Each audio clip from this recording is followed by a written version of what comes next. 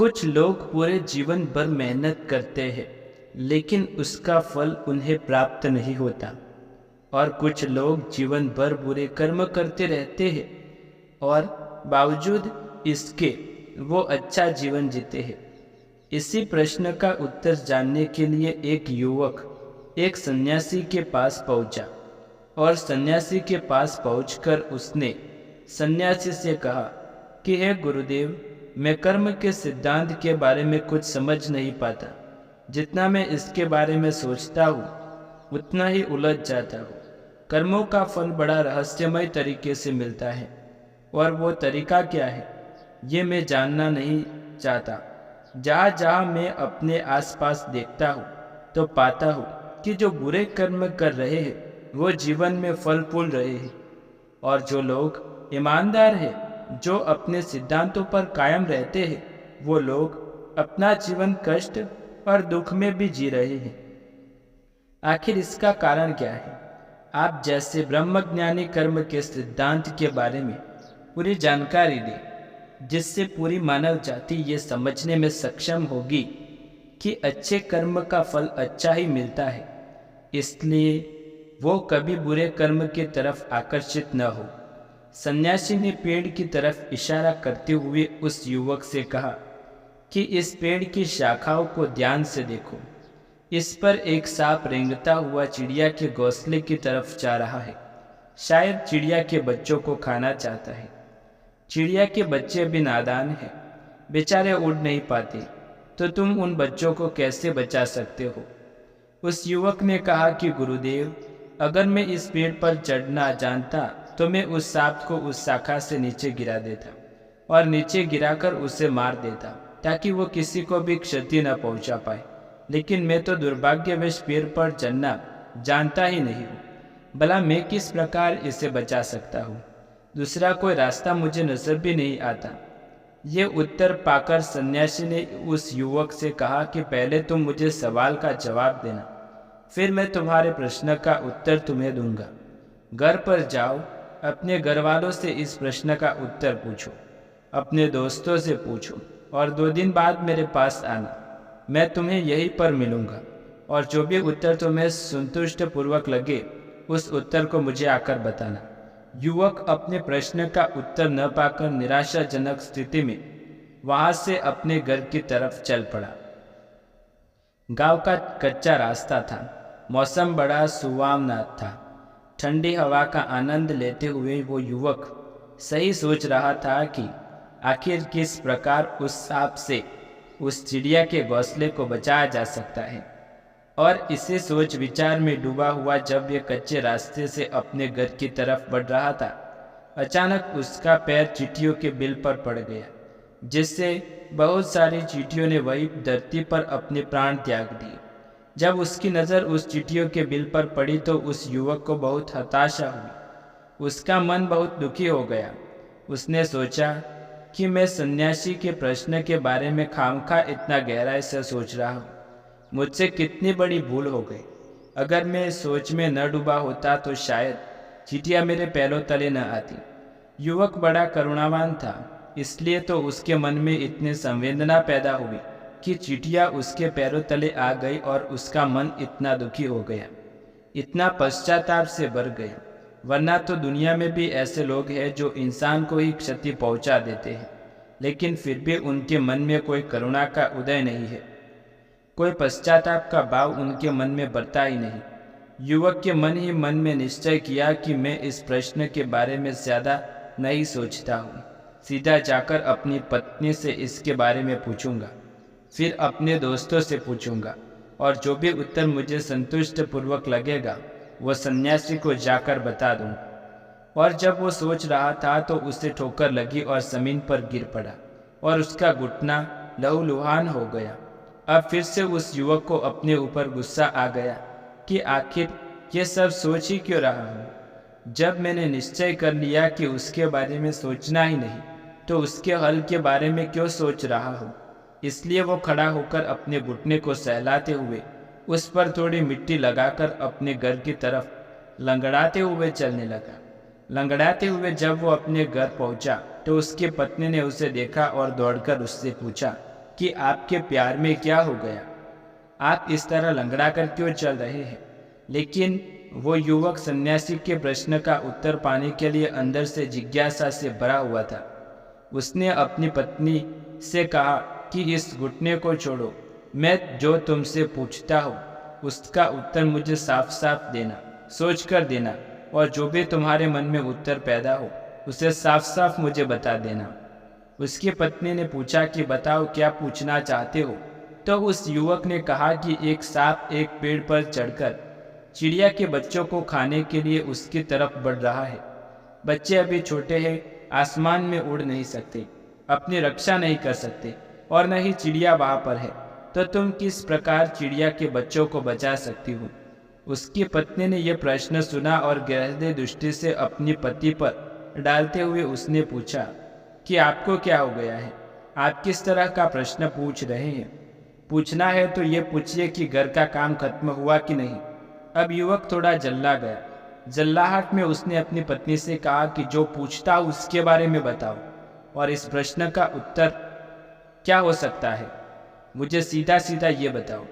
अब पत्नी ने भी सोचा कि शायद कोई बड़ी बात होगी, इसलिए इतना गुस्से से पूछ रहे हैं। इसलिए उसकी पत्नी ने बड़ा सीधा उत्तर दे दिया। उसने कहा कि मुझे क्या पड़ी है चिड़िया के बच्चों को बचाने की, पहले मैं अपना घर तो बचा लूँ, अपने घर को तो संवार लूँ, मेरी तो किसी को चिंता करूँगी। अपना पेट तो यहाँ पर बढ़ता नहीं है, दूसरों की चिंता करते फिरो। युवकों को यह एहसास हो गया कि मेरी पत्नी इस प्रश्न का उत्तर नहीं दे सकती, इसलिए वो अपने मित्र मंडल में पहुंचा और उसने जाकर इस सवाल के बारे में पूछा। एक मित्र ने उत्तर दिया कि बड़ा सा बांस अपने हाथों में ले लो और उस बांस से उस सांप को नीचे जमीन पर गिरा दो, इससे न तो तुम्हें खतरा होगा और साथ के साथ चिड़िया के बच्चे भी सुरक्षित हो जाएंगे। दूसरे मित्र ने कहा कि बांस को सांप तक पहुंचाना बड़ा मुश्किल हो सकता है, क्योंकि पेड़ की शाखा इधर उधर फैली हुई होती है और उनके बीच में उस बांस को सांप तक पहुंचाना असंभव कार्य प्रतीत होता है। इसलिए पेड़ के तने के पास एक सीढ़ी लगा लो और उस सीढ़ी पर चढ़कर एक डंडा अपने हाथ में लेकर उस सांप के पास पहुंच जाओ और उसके बाद उस डंडे से सांप पर वार करो ताकि सांप नीचे जमीन पर गिर जाए। इस उत्तर का विरोध करते हुए उसके एक और दोस्त ने कहा कि यह भी हो सकता है कि तुम्हें उस सांप को छूने की आवश्यकता ही न पड़े, तुम उस घोंसले को उठाकर उस पेड़ पर से नीचे उतार कर ले आओ, जिससे कि सांप उस घोंसले तक पहुंच न पाए। तो इसका विरोध करते हुए पहले दोस्त ने कहा कि भाई, चिड़िया के घोंसले को अगर तुम नीचे ले आओ तो उन बच्चों की माँ यानी कि वो चिड़िया अपने बच्चों को ढूंढेगी कैसे, वो तो बेचारी वियोग में अपने प्राण त्याग देगी। तो ये कहता है कोई सही तरीका क्या है। काफ़ी जिद बहस होने के बाद उस युवक ने फैसला किया कि सबसे अच्छा तरीका सीढ़ी लगाकर उस पेड़ पर चढ़ जाओ, डंडे से उस सांप पर वार करो जिससे कि वो ज़मीन पर गिर जाए। इसके बाद तो चिड़िया के बच्चे सुरक्षित रहेंगे।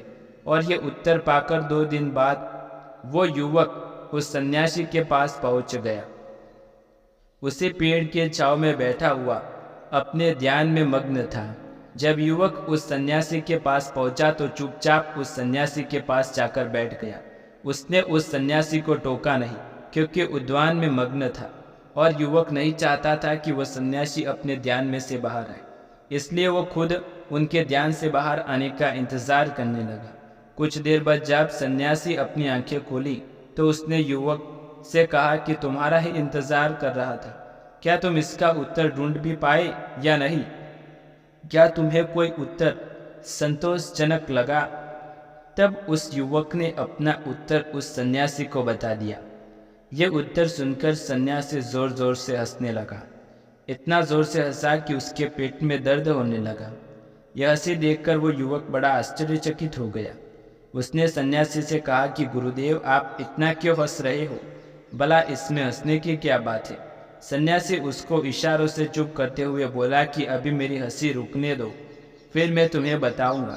कुछ देर बाद जब सन्यासी की हंसी रुकी तो सन्यासी ने उस युवक से कहा कि तुम सीढ़ी लेकर आओगे, सीढ़ी पेड़ पर लगाओगे और सांप को नीचे गिरा होगा। तब तक तो वह सांप उस चिड़िया के घोंसले को ही खत्म कर चुका होगा। अरे वही सीढ़ी जंगल में कहाँ से आएगी? तुमने इतना भी नहीं सोचा? युवक भी ये उत्तर सुनकर बड़ा सोच में पड़ गया। सन्यासी कहा तो ठीक रहा, अगर मैं घर से सीढ़ी लेने के लिए गया तब तक तो सांप उस चिड़िया के बच्चों को खा चुका होगा।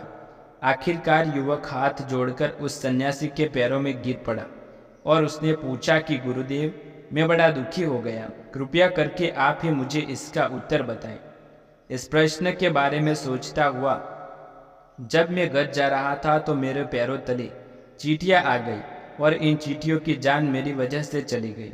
उसके बाद ठोकर आई, मैं खुद गिर पड़ा, जिसके कारण मेरा घुटना लहूलुहान हो गया और इसका गुस्सा मैं अपनी पत्नी पर निकाला। इस प्रश्न ने मुझे बहुत दुखी किया है महात्मा, कृपया करके इस प्रश्न का उत्तर दे।